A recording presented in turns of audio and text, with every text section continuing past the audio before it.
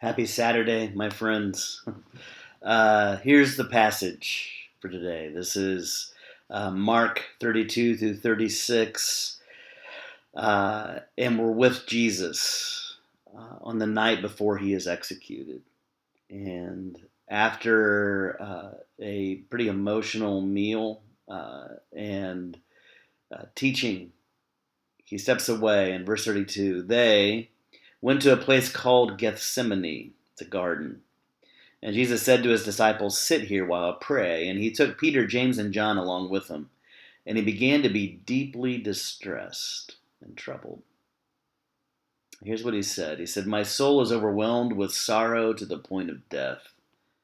Stay here and keep watch." Then he goes off by himself a little farther, and he falls to the ground. And laying there, he prayed that if it's possible for this hour that's coming, that it might pass him by.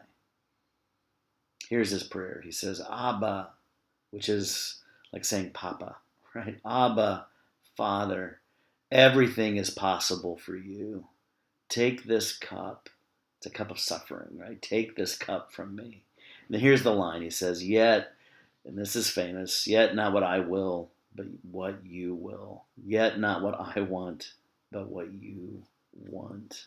When I think of indifference, I think of that as a negative thing, right? I think of it as the opposite of love. Love is to see somebody and to like them and to speak well of them and to sacrifice for them. Indifference is not to see them, right? But there is a type of indifference for us to cultivate. I came across what's called a prayer of indifference. Wonderful writer, a lady named Ruth Haley Barton put it this way. She said, "In the context of spiritual discernment, indifference is a positive term, signifying that I'm indifferent to anything but God's will." She says there's a capacity to relinquish whatever might keep us from choosing God and love. And we have to come to a place where we want God and God's will more than anything. You can read a little more of what she says here, but she comes to the place where she says, we ask God to bring us to a place where we want God's will, nothing more, nothing less, nothing else. Right? So here's an example of that prayer, and I'll send it along.